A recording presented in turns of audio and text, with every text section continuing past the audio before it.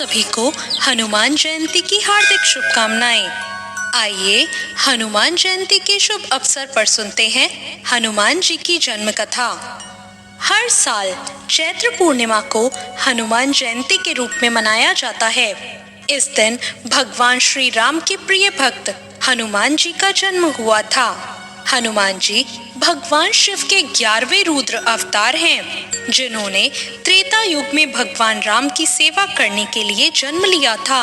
अब सुनते हैं हनुमान जयंती से जुड़ी एक पौराणिक कथा। एक बार की बात है, ऋषि अंगिरा इंद्रदेव के लोक पधारे। इंद्रदेव ने उनका विधिवत स्वागत और सत्कार किया और ऋषि के मनोरंजन के लिए पुंजिक स्थला नाम की अत्यंत रूपवती अप्सरा के नृत्य का आयोजन किया। पुंजिक स्थला ने बहुत ही मनमोहक नाच प्रस्तुत किया, लेकिन मुनि स्वभाव होने के कारण ऋषि अंगिरा को इन सब में कोई रुचि नहीं थी। वो तो नृत्य की ओर आकर्षित न होकर प्रभु के ध्यान में मग्न हो गए। जब पुंजिक स्थला का नृत्य समाप्त हुआ तो देवराज इंद्र ने पूछा, हे महर्षि, आपको इस अप्सरा का नृत्य कैसा लगा?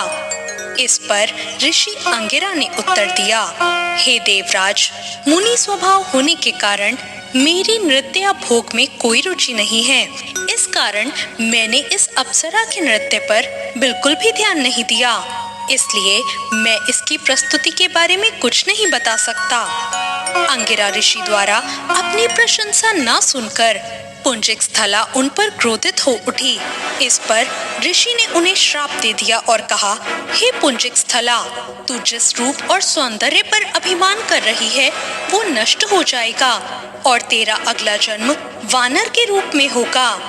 मुनि का श्राप सुनकर पुंजिक स्थला को अपनी भूल का आभास हो गया और वो उनके चरणों में गिरकर गिड़गिड़ाने लगी और क्षमा याचना करने लगी। इस पर मुनि ने कहा, इस श्राप का प्रभाव तभी समाप्त होगा जब तुझे संतान की प्राप्ति होगी। इसके पश्चात पुंजिक स्थला ने वानर राज कुंजर की बेटी अंजना के रूप में जन्म लिया। अंजना का विवाह कपिराज केसरी से हुआ। इसके बाद अंजना वन में रहकर पुत्र प्राप्ति के लिए तपस्या करने लगी।